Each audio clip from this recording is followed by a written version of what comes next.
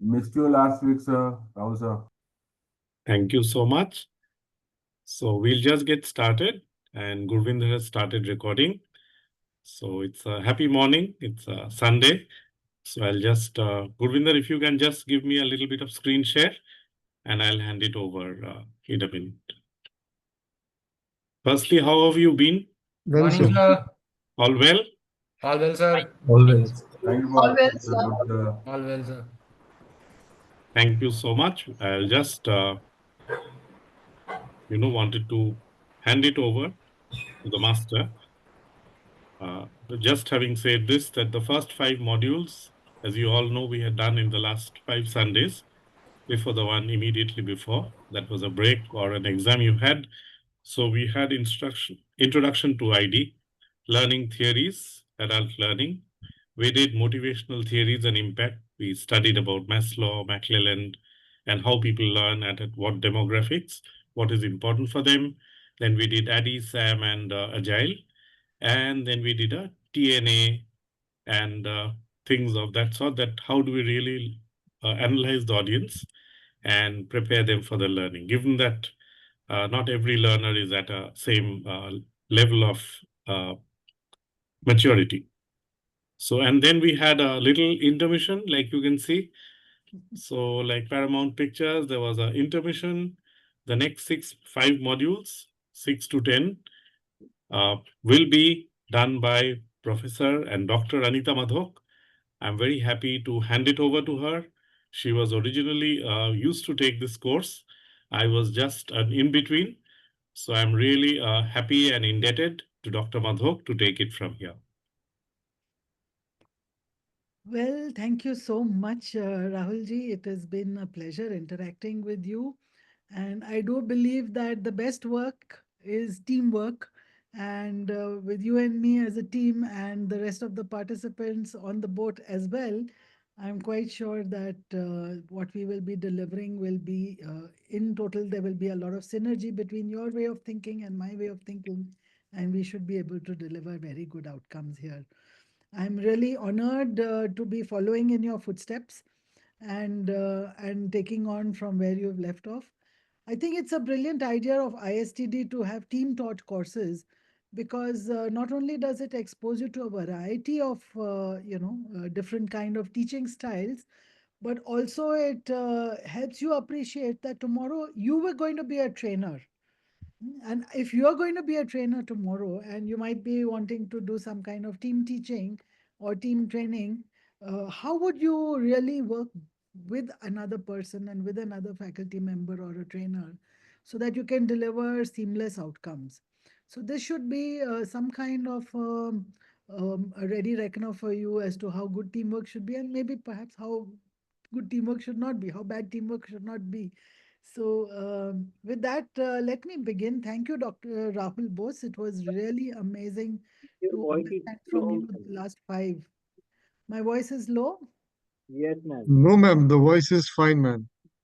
The voice is fine according to ISTD, Gurvinder, and maybe you can check your own It's volume clear, set. ma'am. It's clear. Yes, so it is clear.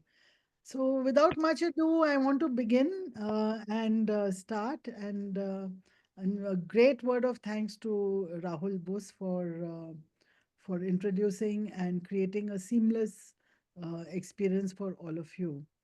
So, this is module 6, and it's about. Uh,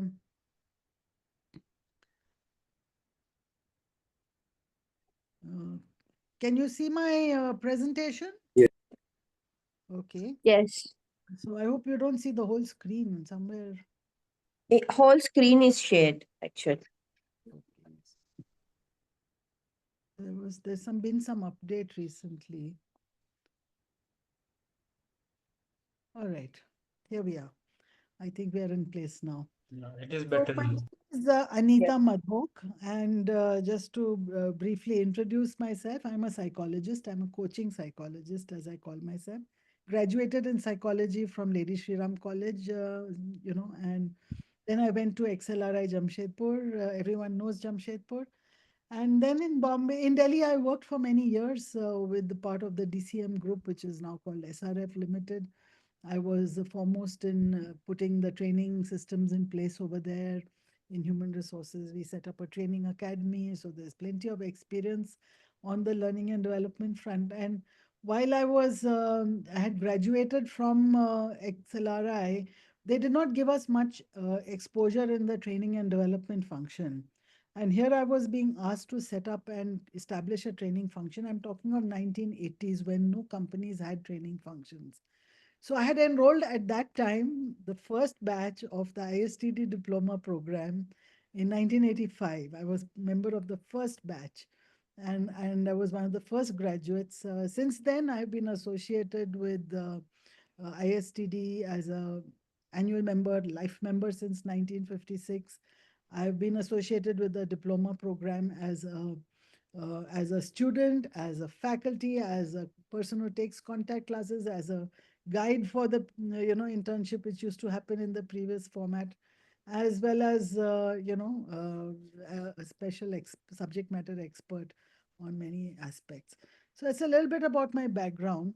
I left Delhi and came to Bombay and started teaching because I felt my heart was in teaching. In between, I acquired a PhD in psychology. And in teaching, I taught human resources and training development and many other such subjects at the Narsi Monji Institute of Management Studies, which is now called NMIMS. I was also the dean over there for several years. And then some years ago, I left NMIMS to start my own counseling and consulting practice. Your voice is not audible properly. It's very Well, less. please check your own this thing. We've just had that experience with so many people. Everyone has said the voice is coming properly. If it's No, not, ma'am, it is low. Ma'am, in between it becomes very low. No, actually. It's so low. so Gurvinder, anything we can do about it? No, ma'am. Ms. Payal Chauhan, kindly increase the volume of your computer because I can clearly hear madam. Yes, everybody No, can hear no, except the of thing is, when madam is moving away from the mic, the voice is very low. I understand, Mr. Avinash, but still the voice is not so low as because I can hear it clearly. I'm on the laptop speaker. Yeah, me too. Me too. Yes, ma'am, we can continue. we should continue. If anyone has issues with the voices, maybe the sound is the problem at your end. And if you would like to catch up, you can see also the recording once more. But I'll urge you to try and see if there is any network issue at your end or any volume issue at your end. Because from this side, everything seems to be fine. And maybe in future, I will also wear a collar mic, but I find that normally makes no difference. So anyway, this is a little bit about the experience that I'm bringing to this teaching of the next 5 modules. These are the 5 modules we will be teaching. Module 6 is what we will do today. We'll talk about writing of effective learning objectives. And there will be 7, 8, and 9, and 10, which is content structuring and storyboarding. How do we create the content? How do we evaluate training effectiveness? And what kind of assessment and evaluation strategies we should have for our training program. And on the last 10th module, we will talk about project management and instruction design. So I have a few ground rules here, which I will put on right now, and I will try and source my mic at the same time. So if it helps, to see if it helps. So take a look at this 2-minute video. This will set the ground rules for our interactions.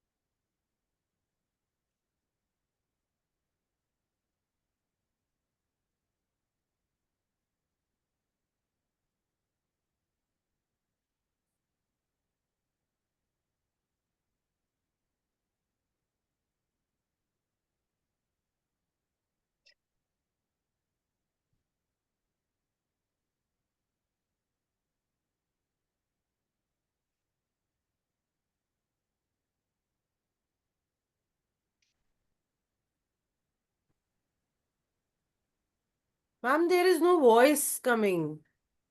Is it?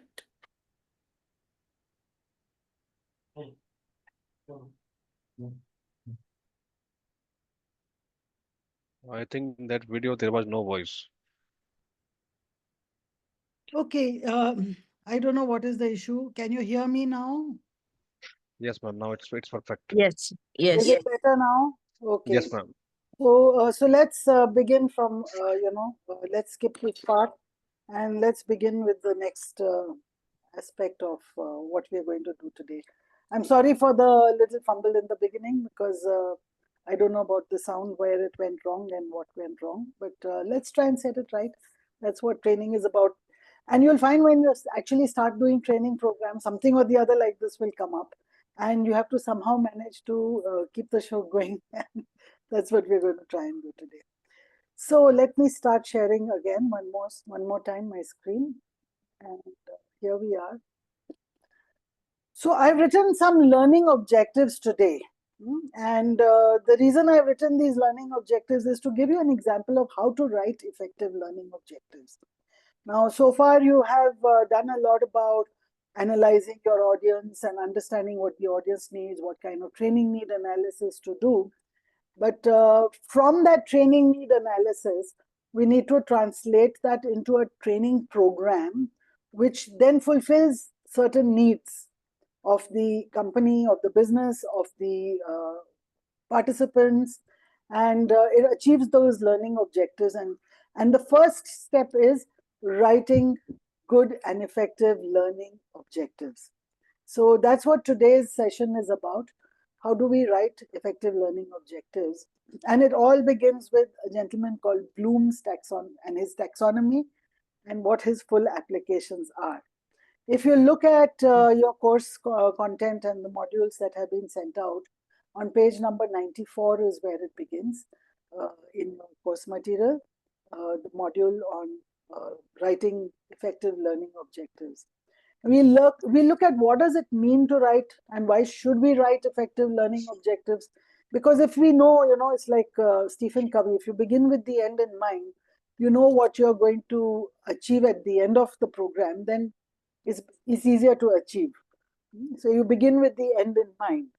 And a learning objective will help define what is the end state that you wish to achieve. And if the learning objectives are written well, understood well, comprehended well, and the training content is geared up to achieving those learning objectives, then obviously your training program is going to achieve better outcomes. And we're going to actually do some exercises in actually writing effective learning objectives. And with that, we will take the first step in integrating Bloom's taxonomy into actual practice. Now, you may ask me, what is the need to understand Bloom's taxonomy? Why should we have to apply this taxonomy to writing learning objectives? Now, well, I do believe that there are many great trainers out there who write and conduct very good training programs without knowing what Bloom is or who Bloom is. But the fact is, we are being certified, we are being professionally qualified as trainers.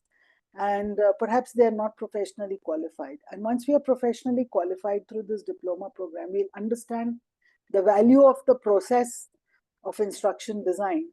And we would like to appreciate that, and we'd like to follow that as well. So do we need to, just tell me very briefly, do we need to go over what is Bloom's taxonomy, or you've already been through it? No, ma'am, please explain. Please explain, ma'am. Okay. I know that it's the way it's presented, it needs a lot of explanation. And I've taken a quotation from Sun Tzu's Art of War. And he says that people should not be unfamiliar with strategy, and those who understand will survive, those who don't will perish. So I just substituted the word strategy with Bloom's taxonomy, because understanding Bloom's taxonomy is the key to understanding how to develop good training design. If you do not understand the concept, the model, what it means, what it stands for, and how to apply it, then you can do things through your gut feel and in an unprofessional way. But when you're going to be professional, then you have to understand what's the concept theory behind it. So what is human behavior? I want everybody to tell me. What is human behavior? What is human behavior? Responsive. Say that again. The response you give. Okay, Yeah. what is human behavior? Someone says behave yourself. What does it mean? What is human? Survive. Ma'am, the character or what we are doing repeatedly. The character or what we do repeatedly. Yes, that's also human behavior. Survive. Reflection of their thoughts. Reflection of their thoughts. Okay. It is a combination of cognitive, cognitive, and affective. Cognitive, cognitive, and affective. Who said that?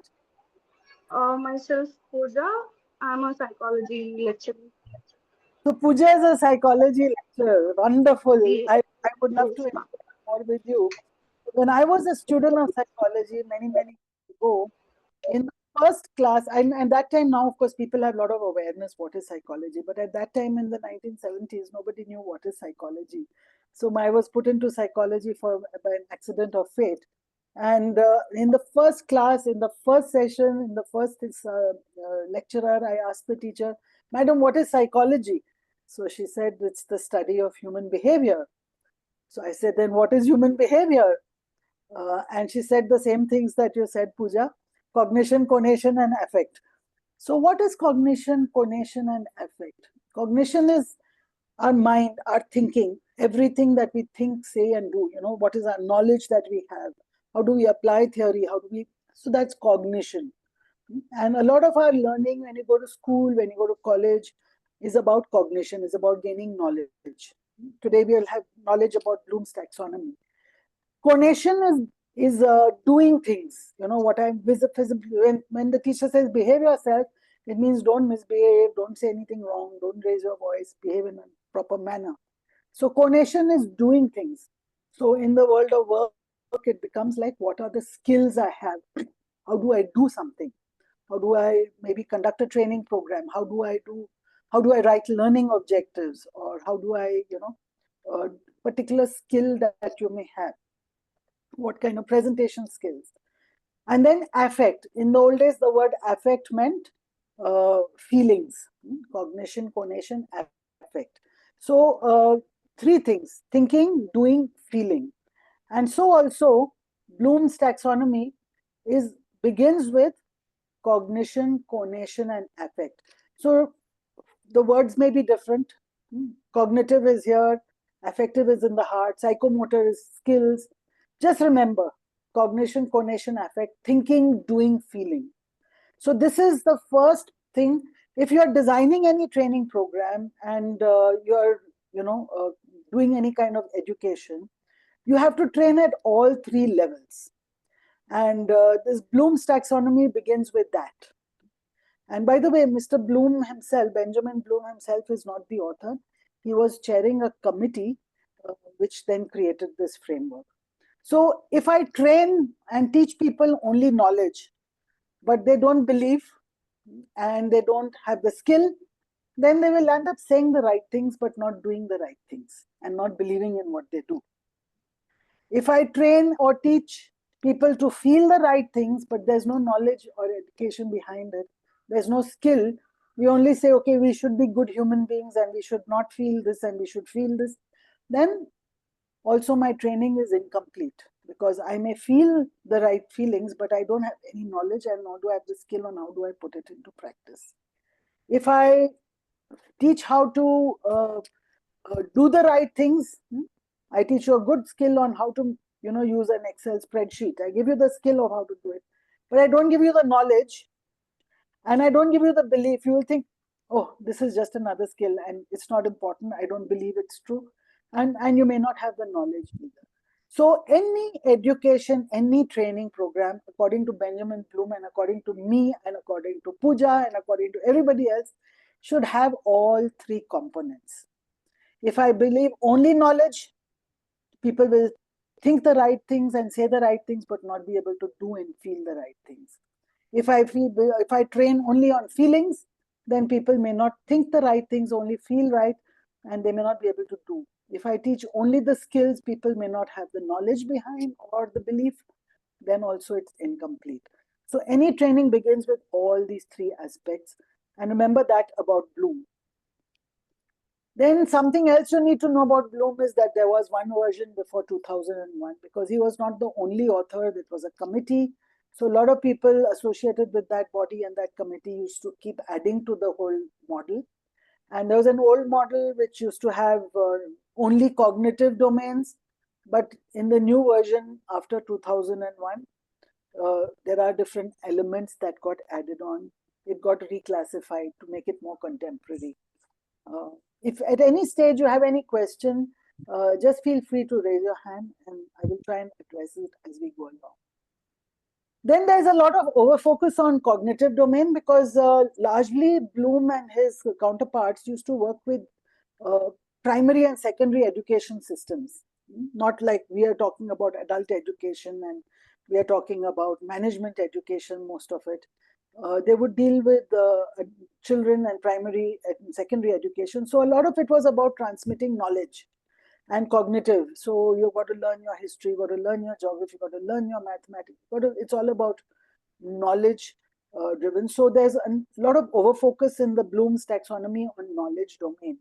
But I do believe as we become trainers and we're dealing with adults, we have to get people to think, do, and feel in the right way. So there is some more. In the affective domain or the feeling domain, there are 5 levels they talk about. How do people receive? How do people respond? How do people value? What kind of organizing they do, or what sense they make of the world? How they characterize? And how does it become a part of your own personality? So that's all about the feeling domain. And about the doing domain or the skills domain. It begins with perception, set, guided response, mechanism, overt response, adaptation, origination. These are all levels of the skills that we learn. First, suppose I'm going to be doing a training program on, say, presentation skills. So it begins with how do you do the right presentation, what kind of audiences you have, and how do you tune into the audience, and how do you set up your systems. Then it begins with your readiness or your mental set or your mental belief, how do you prepare yourself for a presentation. Then it begins what are the tasks and the kind of guidance you require to make a good presentation, or what steps you should be doing.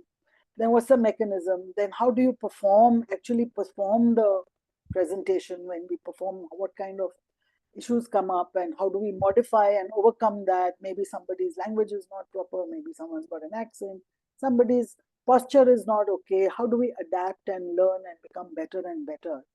And then origination means how do we improve or solve problems when we come up with any issue regarding our skills. So is everybody clear about knowledge, cognitive, conation, affect, cognitive, psychomotor, and effectiveness? Everyone's clear about these 3 things and the different levels? Okay, very good. I'm glad everyone is clear. Then comes the final aspect of the actual taxonomy. So there are actually only 2 things you need to know about Bloom's. Is the cognitive, affective, and psychomotor, thinking, doing, feeling. And the second is the levels of learning. What level of learning you are taking? Suppose I am trying to teach you mathematics. Suppose I'm trying to teach mathematics. Or maybe suppose, let's make a more management example. I'm trying to teach you how to create and manage an Excel spreadsheet. All right. So the first level is to teach you to remember how to make a file, how to save a file, how to create a file, what formulas are there, how to make data entry in that, and how to cut and paste. And so the first is basic concepts you need to understand. And how do we do that? We define, duplicate, memorize, repeat. We try and repeat. And we will come to that in the next session when we're looking at how do we chunk our knowledge, etc. Then how do we understand? We have to teach our audiences, or we have to train our audiences to understand and to grasp the meaning of what we are saying. So I can talk about Bloom's taxonomy, but if you have not understood, then my entire purpose is not served. You have to understand. And I have to train and educate in a way that people can grasp and not just memorize and rote learning, but there must be some understanding what is this Bloom's taxonomy about. Then how do we apply this? So by the end of today's session, we will also learn how to apply this. Then how do we analyze a little more? How do we evaluate? And then later on, how do we create? So there are levels of learning. There are levels. Each level is more and more complex. So when I'm using Bloom's taxonomy to write learning objectives, I have to keep two things in mind.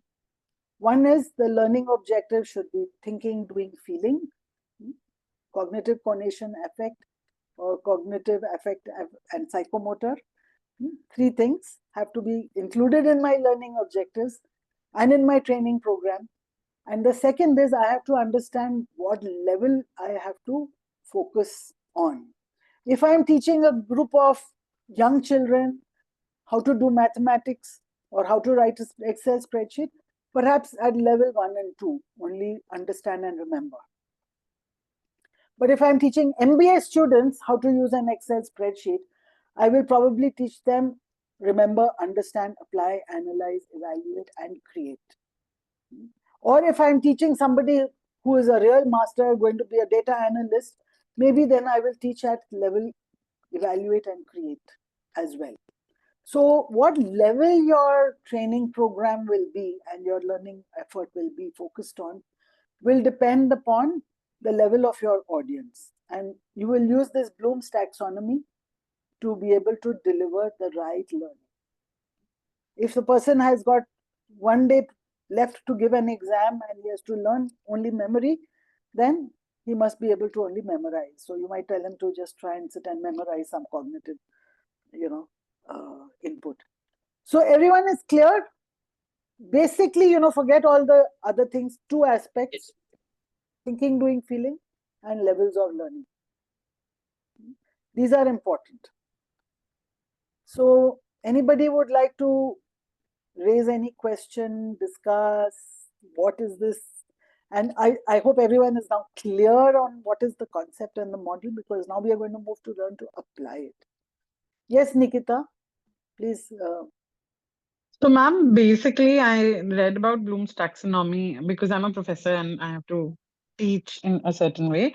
So, to simplify it for the people who are very new, there are three H's, ma'am: head, heart, and hand.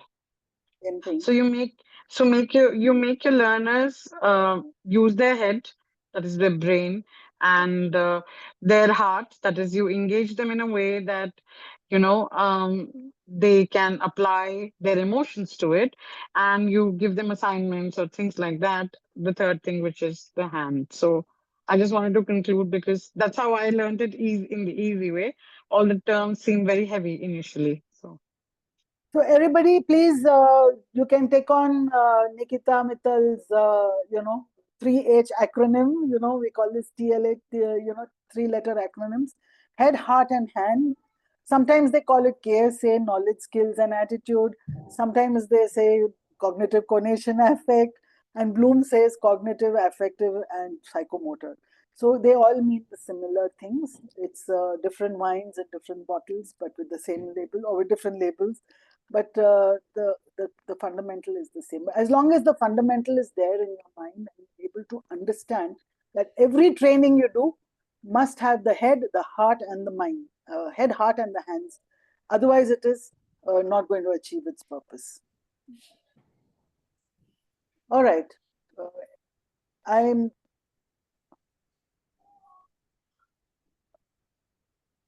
All right. So shall we move on? Now, my second priority is to help you understand what good learning objectives are.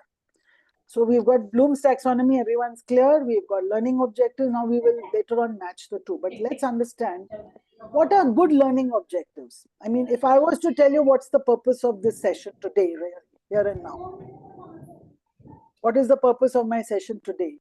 I say one purpose is to help people understand the Bloom's taxonomy. Second is how to apply it. And third is believing that this is the better way to do it rather than doing it without Bloom's taxonomy. So I have knowledge of what is Bloom's taxonomy and how to apply, steps to apply.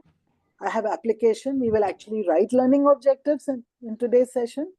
We'll actually apply it. And then we will believe in it because we believe that this is because there's an experience and there is a validation that the way I do it with Bloom's taxonomy is better than if I didn't do it with Bloom's taxonomy. Then my purpose of today is achieved. So that is the learning objectives. Now, sometimes, we'll find people say different things but mean the same thing. So we say learning objectives versus learning outcomes. It's important to understand that when I write learning objectives, it's written from as a trainer, my point of view. It's written from what I want to achieve. When I say learning outcomes, it is focused on what they need rather than what I want. So in your previous class, Mr. Rahul Bose has shared with you training need analysis. Now we've understood what are the training needs, and we've understood what the training needs of our clients are. And now we know what contents we have, we know what capabilities we have. We can write what we call good learning objectives, which will marry the outcomes and the objective. What I want to achieve and what the audience needs, both have to be achieved. They say sometimes, Bloom's people who are very fond of Bloom and loyalists to Bloom will say, no, sometimes the audience doesn't really know what they want. Now, if I'm teaching children, yes, sometimes children don't know what they want. And the teachers have to decide what to teach. But even a lot of that is changing. But at the same time, we also have to understand and be sensitive to the student and the participant and the learner needs. And then design our training input rather than say, I've got a bucket of water and I want to sell this bucket of water, let me sell it. So I've got some content and I want to impart this content. No, it doesn't work like that. Unless it achieves a purpose. Unless it achieves a purpose, it's useless. So what is the purpose? So in learning objectives, we focus on what is taught, but here we will focus on what the learner needs to learn. There's a little bit more input in your books about what is a learning objective and a learning outcome. So I do believe if anyone has question on what is learning objective and what are learning outcomes, do we all understand that? We all understand what is learning objective and learning outcome?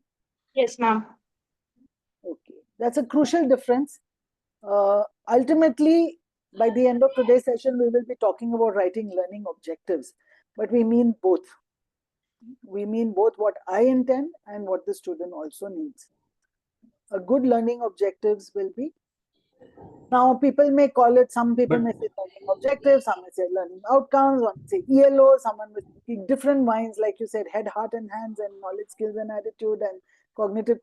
Different labels will come, but as long as we understand a good learning outcome or a learning objective is about what I intend as well as what the audience needs. Both. Yes, did I interrupt? So, just one question, madam. Yes. So if learning outcome is concerned, so who will decide what is the outcome? Is it the instructor who will decide the learning outcome, or is it the audience, target audience will decide what is the learning outcome? So the audience requires something. It's usually the person who's the instructor who's designing the course. Not necessarily the instructor. It's the instructional designer. I may design a course, but somebody else may deliver it.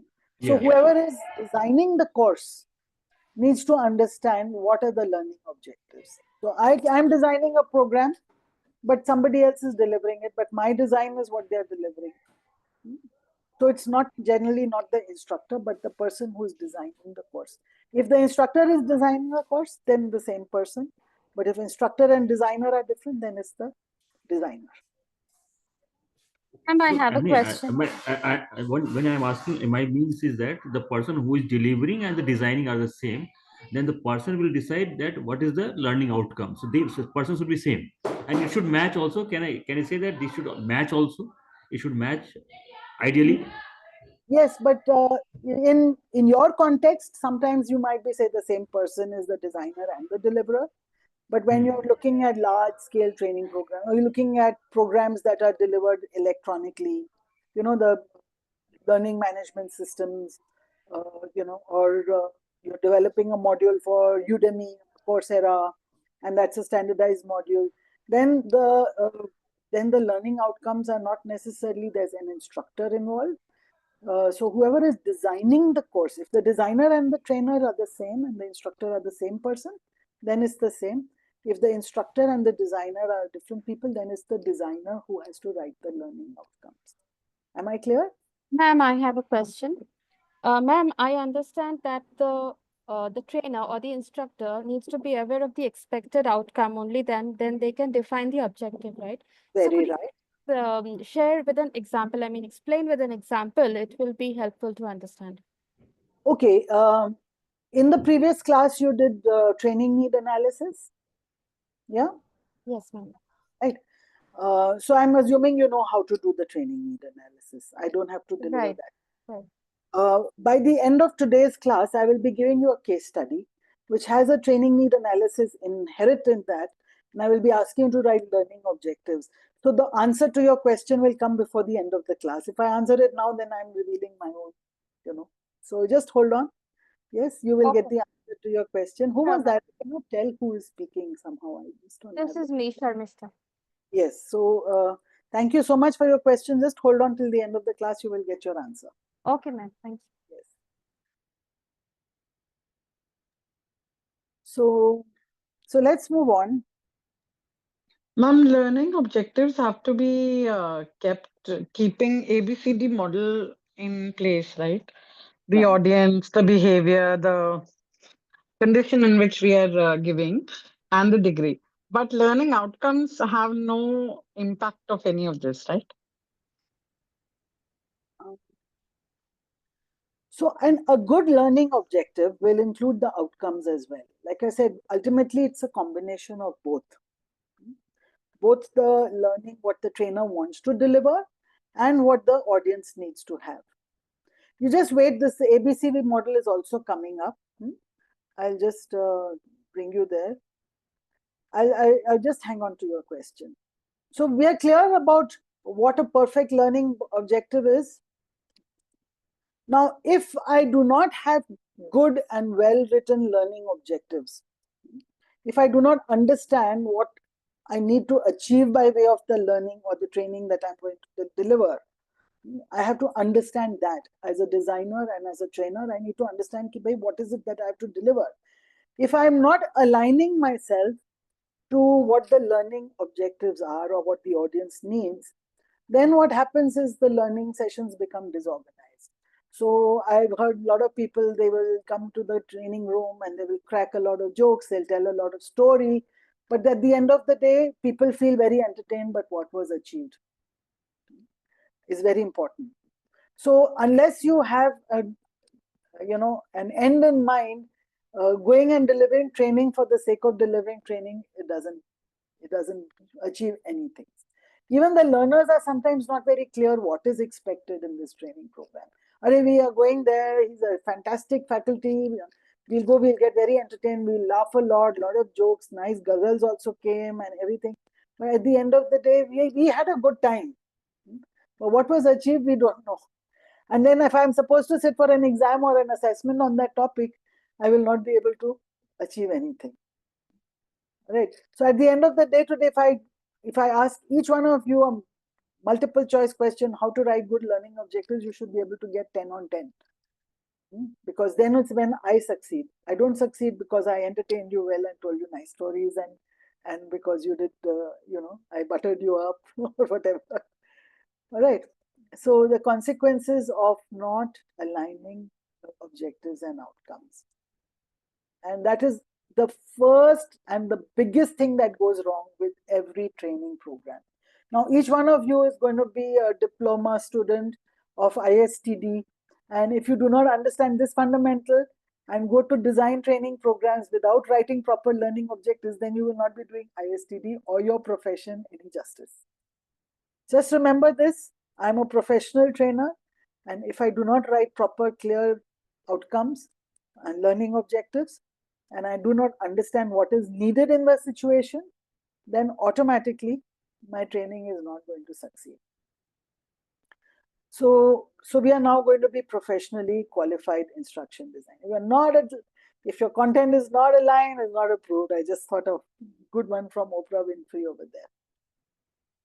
So what will be a good learning objectives? Anyone can share with me from now 2 things we have talked: Bloom's taxonomy, and we have talked of what is a good learning objective. Now, according to you, what are some of the basic things that we should keep in mind when writing effective learning objectives? Anyone can? Yes, Pratik. Yes, Pratik. Yes, ma'am. So, madam, during identification of the training need analysis, so the person with whom we are discussing, we should understand what actually the person want to do at the bottom. So, at the soft floor or whatever the function. So, to achieve that, what are the objectives need to be tick marked? That need to be written here.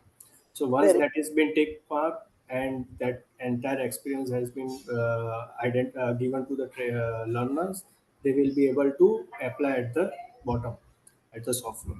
Then our training program and learning objectives will be perfect. Wonderful.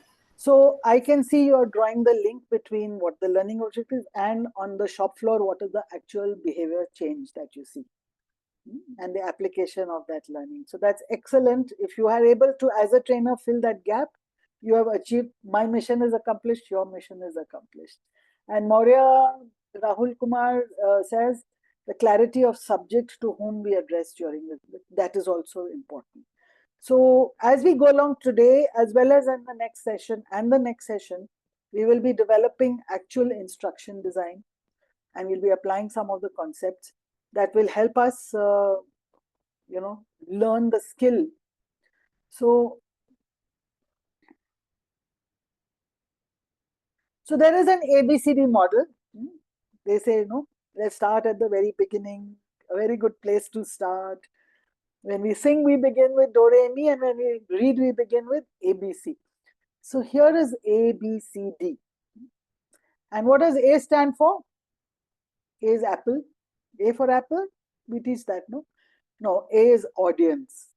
A may be for apple for junior KG, but for diploma students here, A is the audience. Understand your audience thoroughly. You can be teaching freshers, you can be teaching a workman on the shop floor, you can be teaching a manager, you can be teaching a CEO. The minute you understand your audience thoroughly, and there are many, audience checklists and audience, questions to ask about who's your target audience. There are many aids that you can have. So, audience. What kind of learning styles they have, what personalities they have, is there any, inhibition, what has been the past training, what is your audience? B is the behavior. So what do you want the behavior finally to be impacted? What kind of thinking, doing, feeling, head, heart, and hands, and knowledge, skills, attitude, or cognitive, affective, psychomotor? What behavior do you want to achieve at the end of the training program? So, for example, I'm doing a 2-day training program on good presentation skills. Somebody walks into the room as a bad presenter and at the end of 2 days walks out as a perfect presenter. Is that possible? So be realistic about how much you can expect. Nobody walks into a room as a bad communicator, 2 days of training on communication skills and walks out as a perfect communicator. But there is some shift and some change that we accomplish. What is that change and what is the most effective change? So your behavioral change that you want. You want people to apply a certain technique or a certain model. You want people to learn a certain software, whatever is the behavior. C is the condition or the circumstances or the context. So there's a business context. There's a business. The business needs people with a particular skill. And this person is required to skill themselves. The business need is more important. So the context is important. And the degree. So at the end of 2 days training and presentation skill, what should learning really look like? We don't want the person to walk out like a very flamboyant, great, perfect presenter. But what is the realistic learning that we can expect at the end of today's training? So again, types of learning objectives in your course material module is mentioned as knowledge, skills, attitude. You can say head, heart, and hands, and say thank you for that. And then there is cognitive, psychomotor, effectiveness. The same things, but 3 levels of behavior. Just imagine thinking the right things, feeling the right things, believing in what you do, and doing the right things as well. All have to be aligned. When we talk about degree, madam, what do you mean by the degree? Can The you level please of explain? learning. It's a You level of want- learning. Yes. Yeah, so this is where you've got that whole taxonomy, beginning from remembering. I want people only to remember the formulas at the end of the day. All right. Or do I want to remember people to remember and the formulas and to apply? Or I want people to remember the formulas and analyze actual situations. Or I want people to remember the formulas, understand and apply, analyze, and also to make evaluative decisions on that, on the data that they get. Or do I want people to remember, understand, apply, analyze, evaluate, and also create not just new decisions, but to create new scenarios? So what is the degree of learning? What is the level of learning I wish to achieve? Yeah, correct. Yeah, got it. Got it. Thank you. The second thing about the third thing. So there are 2 things. One is thinking, doing, feeling, head, heart, and hands. Second is the level of learning. And the third is how do I make it measurable? I want 3 things for you to take away. How do I make it measurable? According to Peter Drucker, if you can't measure it, you can't manage it, you can't improve it. And I agree. I agree. So you need to have measurable learning objectives because they guide instruction design. When I'm developing my content, I would know I have to get the person to, when he did the assessment test, he got only 50% marks. At the end of the training, I want to get 80% marks. So that's measurable. They enhance the learner's metacognition. The person knows where I am and where I want to go. They facilitate deliberate practice. I'm intentionally improving my learning. I'm intentionally learning something. I'm not just randomly going with the flow and saying, agar seekhenge to seekhenge. If I don't learn, then it's okay. And the fourth one is that my current skills and knowledge should be matched. I should be matching my current knowledge. So that's why I asked everyone. Everyone knows Bloom's taxonomy. If you had said, yes, we know Bloom's taxonomy, I would not have taught you. But then there were 3 or 4 people who said, no, we don't know Bloom's taxonomy. Please explain to us. That's why I explained. All right. So I might ask you, do you know Kirkpatrick model? Yeah, we already know it. Then what's the point in my explaining it? So it should match your current knowledge or skill level. If you already know something, teaching you the same thing is pointless. So everyone knows SMART goals. Specific, measurable, achievable, realistic, time bound. Yes. So everyone knows what is a smart way of Yes, thinking. ma'am. Smart way of thinking. So same thing with my learning objectives. They should be specific and measurable. They should use action verbs. In your course material, there's a whole chart of suggested action verbs. There's a cheat sheet over there.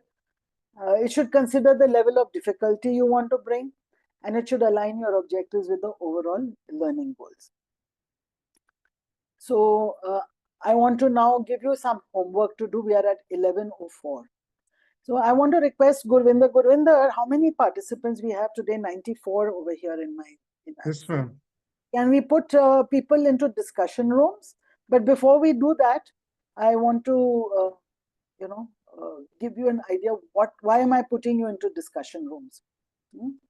So there is a case study. Everybody can take a screenshot of this and I will be sending it to you also. Anybody willing to read this case study or should I read it out? Ma'am, may I? Yes, please go ahead. Please. Rajesh is a mid-level project manager at a competitive and result-oriented high-end pharmaceutical company, Centec. He's recently been asked to present a project proposal to the company's executive leadership team. Although Rajesh is confident about the project's technical aspect, he's nervous about the presentation. In previous team meetings, Rajesh often spoke too fast, overloaded slides with text, and avoided eye contact. His colleagues say he's brilliant but hard to follow. Rajesh wants to make a strong impression during the upcoming pitch, but isn't sure how to improve his presentation skills. The L&T team at Cented has decided to roll out a presentation skills training program for employees like Rajesh who needs to present to clients, leadership, or large groups. Based on the case study, write effective learning objectives based on Bloom taxonomy for the presentation skills training program. Okay, so this is a case study. It's a simple presentation skills training program that you have to write learning objectives. There's a context and there's a training need here. What I'm going to do is there's some guidelines here. You will be getting this presentation, but you can start with verbs. Tie the objective to Rajesh's challenge. Apply the Bloom's taxonomy. There is a website I want you to see also. It's a Wikipedia. And then view a certain video. There is a YouTube video on how you do this. And then ensure measurability. This is all for your homework. Mind you, it's only homework I'm giving you. I'm going to be putting you into Zoom discussion rooms right now. In your discussion room, that's your group. Whoever you find in your group, in your room is your group, and that group has been assigned. You will get 5 minutes. Exchange your phone numbers and your email IDs so that you can communicate. Correct? Any questions? Decide on a date and time for a meeting to be attended by all in your group to work on this case study. I think maximum 1 hour, you will need not more than 1 hour. If you are in dire need of help, my phone number is here, you WhatsApp me, but only if you're distressed. Don't disturb me otherwise. I'm there for you, but I prefer not to be reached. But if you have a problem, you cannot solve it yourself, then please let me know on WhatsApp. After your meeting, send your written learning objectives to this email address. This is my email address, along with group member names and group number. Deadline is 1st of June. Saturday is not 1st. I think it's 31st. I'm not sure. Saturday, 1st June, 12 noon. All right, is your deadline. 1st is Sunday. 1st is Sunday. So, sorry, we'll make this into Saturday. Ma'am, 31st is the Saturday and 1st is Sunday. Okay, so this is Saturday 31st. I will make the correction in that. I'll make the correction in that. I just realized I got the wrong date there. So, Saturday 31st of May, 12 noon is your deadline. You have to send me that email. And the best submission in this group will get 5 minutes in the class on 1st of June for presenting your learning objectives. You will make a presentation and how Bloom's taxonomy helps you improve your skill in writing learning objectives. Everyone's clear what we need to do? Any questions? Any questions? Raise your hand. Ma'am, please share the case study once more, ma'am. Please. Yes, this case study is here. Make a screenshot right now and you will get it on email as well. I'll request Gurvinder. Take a screenshot right now. Everybody take a screenshot right now. This is the case study. Correct? And these are some guidelines. You can copy this as well. And this is what we are going to do just now. So I'm going to... yes, any questions? When will group will be formed? Just now I'm putting you in groups now. It is 11:09 and you will get in a group now if there are no more questions. Gurvinder? How many participants in a group? 94, maximum of 7 participants in a group. So Time is like 5 minutes. yes, 3 minutes, 3 to 4 minutes. Okay. Yes. So please make sure you get everybody's phone number and email ID in your group.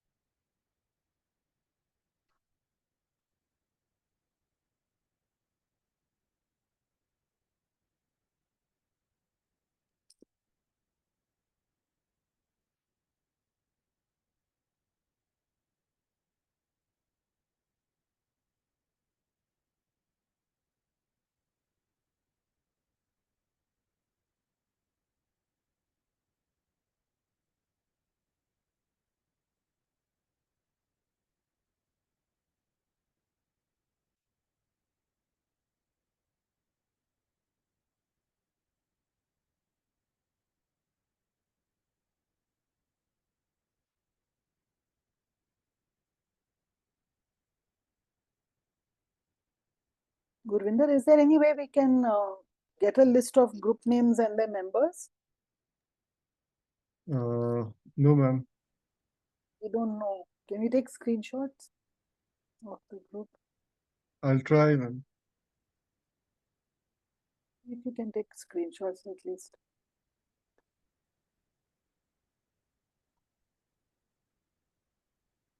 Yeah, I can take screenshot.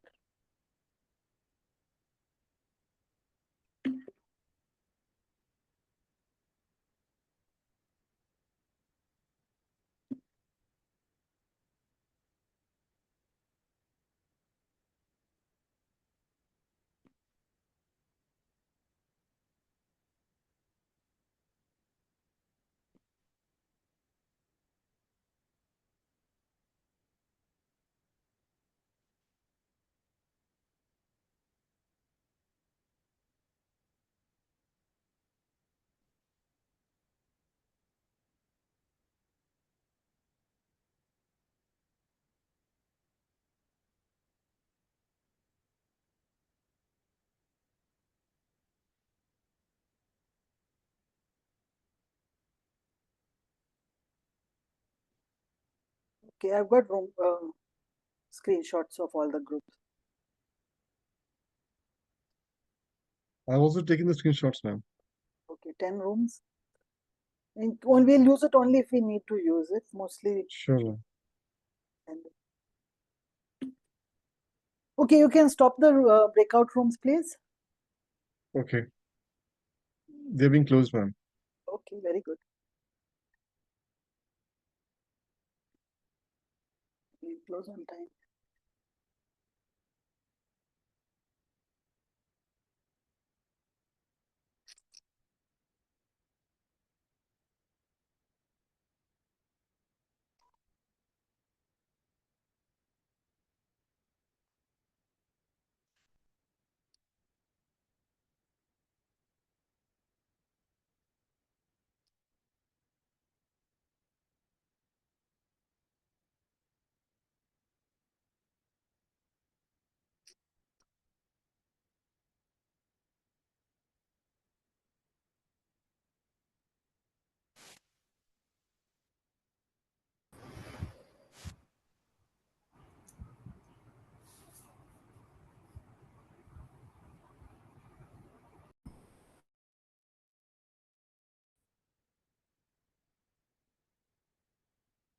All are back.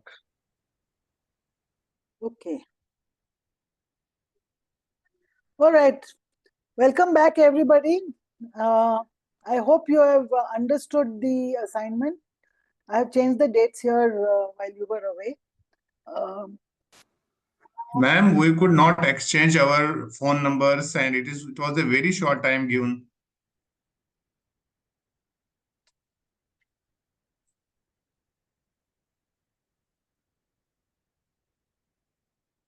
Hello. I think ma'am got disconnected due to network issue. Just please wait Ashik, for a minute. you put our link in this chat box out here. Can you hear me? Yeah. Just Yeah, put yeah, our yes. link and whoever is there, Sanika and whoever can just, join then. Yeah, I'm sharing. Yeah. I put the screenshots of the groups I have taken into the work drive, so you can see the names of your. Yes, that Who's will be there? that will be needed. Ours In is our group group, 2. I have put it on the